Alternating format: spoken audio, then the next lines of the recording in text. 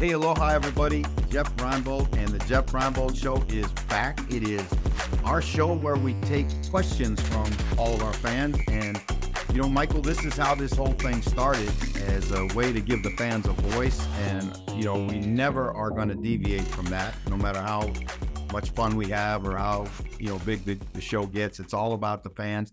And a big shout out to 808 Sports, the official online betting partner of the NFL in both the UK and Ireland, who are now sponsoring this podcast and, giving us an opportunity to reach out to the fans. So let's get to the mailbag and let's get to answering questions. Yes, sir, Jeff. Happy Friday, my man. Happy Friday. We're wearing the same clothes and drinking the same cup of tea. It's still Friday, though. It's all good. Every Friday where I live is Aloha Friday. So happy Aloha Friday, everybody around the world. And let's get to the question. I feel like the first question for Aloha Friday could be something that my wife told me last week in Belfast. Is Tim Hortons incredibly overrated, Jeff? Because it's not like, do you know what? Like you are put me on the spot, because what's the name of our stadium? Oh yeah, I'm joking. I'm joking. I'll say this, right? I'd say in Canada it's 10 out of 10, but you don't have to check. This is my opinion, not Jeff's, so everyone can keep quiet and not get annoyed here. I don't know, man. Like, there's one here, like 5 minutes from my house, and like the sweet drinks, like the frappes and stuff. It's like there's half a kilo of sugar in them. Anyway, we'll come back to this. Up the Tim Hortons, great donuts, Jeff. Great Timbits. We're not being sponsored, so we're shouting them out. Michael, you're free. Do you know that Canada consumes more donuts per capita than any other country in the world? And Tim Hortons is the number one donut shop in all of Canada. So they do the donuts tremendous. Now, I'm not a donut guy, but What Timbits? Do you like Timbits? I don't do that kind of stuff, right? See, Mike, my body is a temple. Yours is a tent. All right. Jesus. Okay. Right. Oh my God. I don't That's know. a line from a song, right, by the way. Did you know that? Who was the artist? Huh? Who was the artist of the song? I'm trying to think of it. Jimmy Buffett. It's a line from a Jimmy Buffett song. It's either that or it's a line from Corinthians 5:1. Look, we'll get back to football. Right, Claire the Bear. All right, Claire. One of the all-time great Bears fans anywhere. And fans, let me just tell you about Claire. If you don't know Claire the Bear, you got to follow her on the internet and on Twitter. She does some amazing things. She's got constant giveaways of NFL merchandise, and I don't know where she gets it all, but I want to tell you something. She is one of the real good NFL fans I've ever met, a great lady and a huge Chicago Bear fan. I don't know how my internet there. Sorry, Jeff. I freaked out for a minute. But yes, I fully agree with what you said about Claire. Claire says, which team is going to be the biggest surprise this season? Can I go first? Yeah, because we're less than a week away. It doesn't matter whether I said yes or no. You're going to go first, so just go first. The Green Bay Packers are going to go to the playoffs with Jordan Love. I'm not going to sit here and say they're going to win the NFC North, but I think the Green Bay Packers win over 8.5 games. Well, I think there's a strong possibility that can happen. I think it's really interesting about Jordan Love because there was some early in training camp speculation that he was going to be a total bust. And I think we watched his development through camp. I think he's far from a bust. And how well he'll play in the regular season remains to be seen, because again, what you see in preseason is not what you're going to see in the regular season in terms of complexity, the amount of player, amount of stuff you're going to have to be able to process.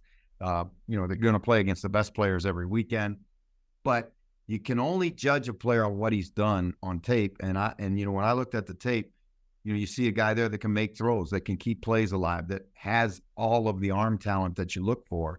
Now, again, he's just got to put it together when the games count. And, that's what we'll see. I think too, you look around, Mike, and I think one team that's going to be much, much better than they've been in the past and it may not translate to a lot of wins, right? Because I think the Houston Texans have done a great job of getting better this offseason. I watched them play the other day. I like DeMeco Ryans' demeanor as a coach. They really upgraded. He and Casario have really upgraded that roster. Now, again, will they win the division? I don't think so. Will they win 8 games? Probably not. But I think compared to just how bad they were in the past, I think this is a team that's headed in the right direction. So that's a team kind of under the radar better, I think, is, everybody points to the Jets, and yes, they should be. Let's talk about the Jets 1 second before we get another question, because I have been hard on this guy. I mean, hard on him since they drafted. Do you mean Anthony Richardson, or do you mean? No. Mekhi Becton, right? And I've been hard on him since they drafted him. And, this was a pivotal training camp for Mekhi Becton. He's coming off that knee. He hadn't played very much. He's been overweight, all the things that everybody was so concerned about when he got drafted. Could he control him, his weight? Was he gonna, was he gonna be disciplined enough? And he was on the bubble coming into training camp, and had a great training camp. They moved him to right tackle. He's gotten his weight under control. I think Aaron Rodgers has done a great job of kind of mentoring the kid, and I hope that he has a great year at right tackle for the Jets. And certainly, if he does, then, again, tremendous credit to Mekhi Becton for, really resurrecting his career this year in training camp. And I hope he stays healthy and has a great season. Okay, next question.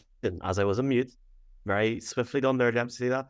Thanks very much, Claire, for your question. Really appreciate your question. Also, Kevy Walnut Gulateri from North Jersey, which I presume is New Jersey and not Jersey in the UK.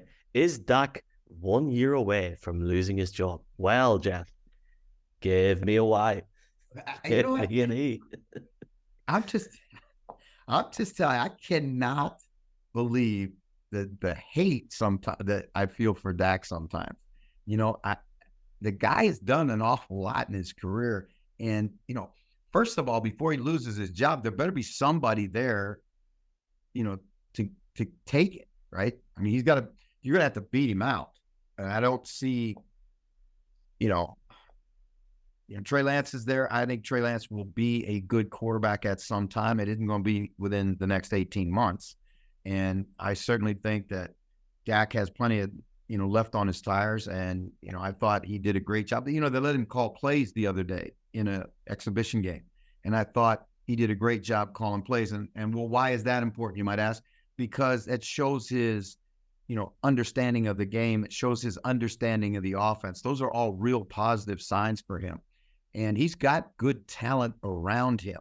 I think, again, the questions that you would have at Dallas right now is, will that offensive line hold up? And if it does, then certainly I think that the Cowboys will be, battling the Eagles and the Giants for, and Washington's going to be better with Sam Howell. So, I just think people are got to pump the brakes a little bit on all the criticism that Dak faces. Hard to believe Zeke's last play for the Dallas Cowboys was in the 49ers stadium on that play. And like Kellen Moore's away to LA as well. It's just hard to believe. Interesting, because we talked about it on a podcast for Pro Football Ireland from the Aviva, Jeff, like just doing an extra podcast talking about Kellen Moore's comments about Dak Prescott. So certainly one to keep an eye on. I'm sure Freddie Flunk will certainly weigh in on that. He did ask about, is Dak on notice? So same sort of question. Appreciate that, Fred. J.O, which I'm presuming is just Joe from Ireland, says, with the top 3 quarterbacks taken in the draft confirmed to start week 1, which one do you think has the best chance to win in their debut? Well, Jeff, I wonder what quarterback you're going to say here. Well, I think, you look at those 3 teams, and I'm not sure any of them are going to win in their debut game, because you're talking about teams that are struggling. Carolina might have the best chance of any of those teams right now in terms of being able to compete, although they struggled in preseason, right? To the Texans we talked about, I think the Texans are heading in the right direction, but I think certainly it's going to be another year. If they can get 6 or 8 wins, they ought to feel good about the season in DeMeco's first year. And then, we talk about the Colts, and again, the Colts are, what's going on with the running back? They're an unsettled bunch right now. And the Colts probably have, when you look at the talent, I would say the Colts and Carolina are the 2 most talented teams. The thing with the Colts is that offensive line has got to have a rebound year. They got to be able to protect that young kid and give him a chance to not have to do too much stuff. He needs Jonathan Taylor. He needs that running back, and the run game would really certainly help him. I think, it's to me, Carolina is probably got the best overall talent around a young quarterback, and I think that's important for those guys to have an opportunity to win. Love it, Jeff. Love it. We've got time for a couple more questions, haven't we? Yeah. Let's get one. Let's go on from Mikey. Mikey's from Ireland. At Mikey Miko 18. Lovely username, Mikey. Appreciate the support. Here's the question, Jeffrey. Let's take all our hats off here, including I have to take my massive hat off here. Can Kenny Pickett do a Joe Burrow? Now, we spoke to somebody on a podcast a few days ago with the Bengals, like who would work, obviously report on the Bengals, sorry. And he or she, I wouldn't say laughed at that, but basically said, the Cincinnati Bengals are worried about the Cincinnati Bengals, and when you've got Joe Burrow, you don't worry about anybody else. And that being said, though, I don't think anybody can look at how the Steelers have played in 3 weeks. And look, I know I'm biased now at this point, but look, Jesus, I mean, the way the Steelers have played in 3 weeks, it's preseason, but Kenny's looked very good. The question is, will they challenge? Because they had 9 wins last season, even with Kenny struggling at certain points. Well, I think Kenny Pickett is positioned to make a big jump in his second year. You look at that football team, and, they have really worked hard to improve where they were deficient. And that starts with the offensive line. And I think they're better in the offensive line. Their defense is always going to be real good. And I think that, Pickens and, they've got weapons, right? They've got guys that can make plays at tight end. They've got a running back that I think can, catch it and run it. I mean, he's really, really one of the best running backs in the National Football League, in my opinion. I don't think, it's a kind of it's not an apples to apples comparison when you talk about Joe Burrow and Kenny Pickett.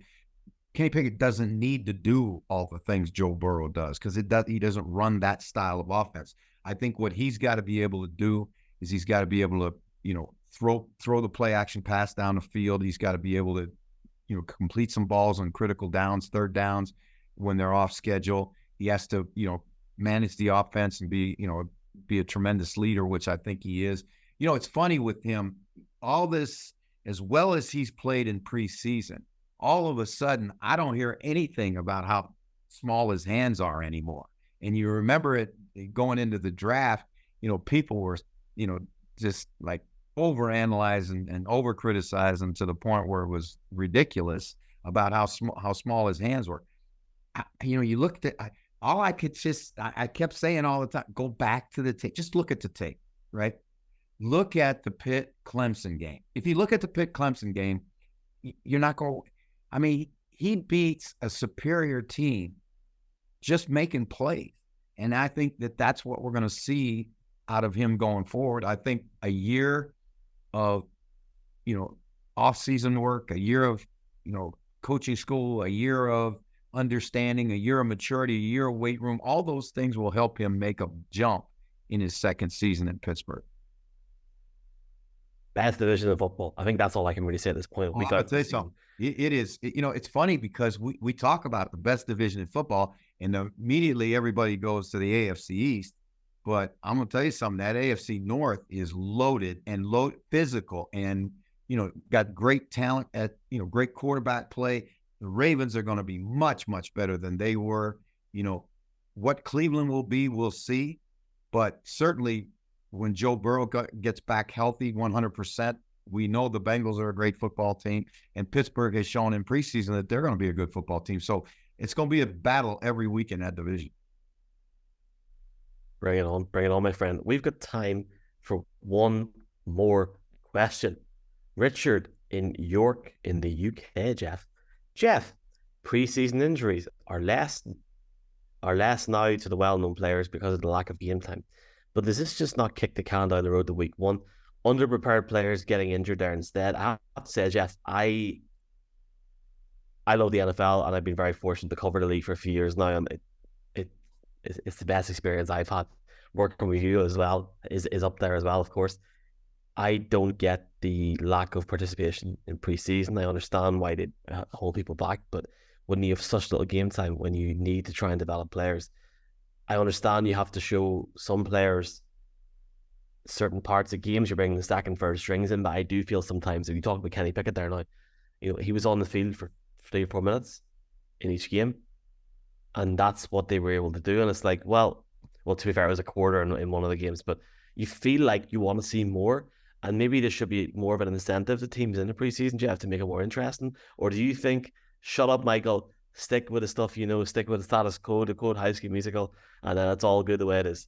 What do you think of Richard's question? I think it's really interesting because they've taken away, and I get it, because the NFL wants the revenue and the players want the revenue because that's how the salary cap is built. You're not going to get the same kind of revenue for a preseason game that you're going to get for a regular season game. So when they went to 17 games, they took a preseason game away. And there are a lot of ramifications for that, Mike, not just the health of veteran players, but opportunities for young players. That's one less game to evaluate, the guys who are going to be at the bottom of your roster that hopefully are going to be players for you one day. And, the thing that fans have to understand is this is not tennis. This is not basketball, soccer, baseball, any of the others. This is a violent game, and people get injured, and you do not want to expose your frontline players to injury any more than you have to.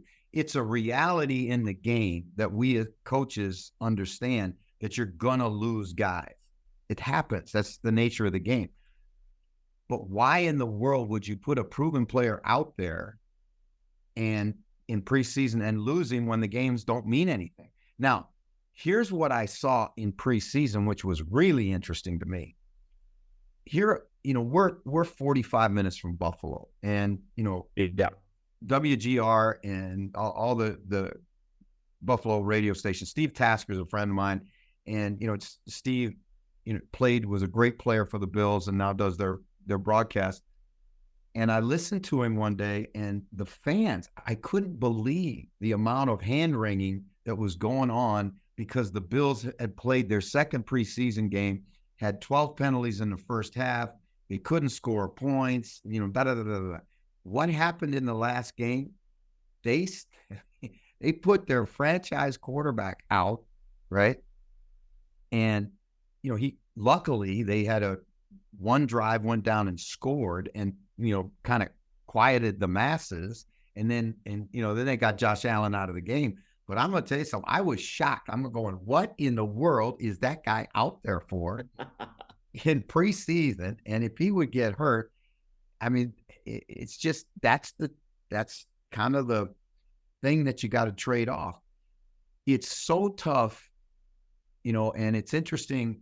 There are teams, and the Patriots have been renowned for this, that they use their first few games almost like extra preseason games. Now, they obviously don't play backup players and all that other stuff, but they know that over the 17 games, that's a long season, right? That's 20 weeks of football.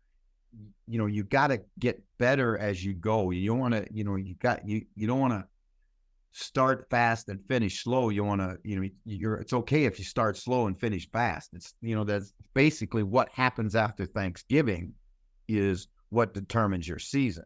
You just want to get to Thanksgiving in the, within striking distance and, be hot and healthy down the stretch. And that's just the way it is. But, again, preseason football, I love it. I love to watch all the young players. I never can get enough of it.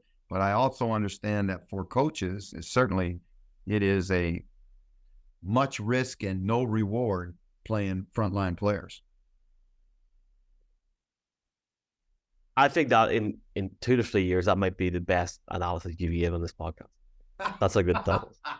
Thank you for that. Man, I am pumped. It's Friday. We are 6 days out from the NFL season starting. We've obviously got J Bell coming over on Sunday. Text me privately for any advice. I'm joking. I'm sure it'll be great crack. I'm sure you'll love it. Looking forward. Like we're obviously bringing Jason over to this venue that you're going to come to. Anyone that's 20 odd minutes in, Jeff's coming to a theater on January the 30th next year. It's all going to be announced next week. So I'm very bad at keeping things secret, Jeff. But don't worry, if you're a member, you'll have first access to the Irish shows and stuff.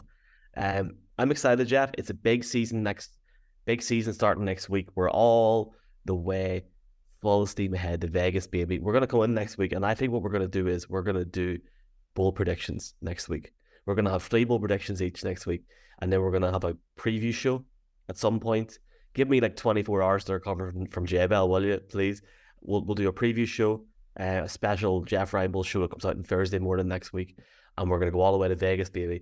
I'm telling you, I'm already looking at the week 1 stuff, and I'm thinking, this is going to fly, and I'm so excited, man. And we're talking maybe 10, 11, 12 weeks a year over here. It's exciting, man.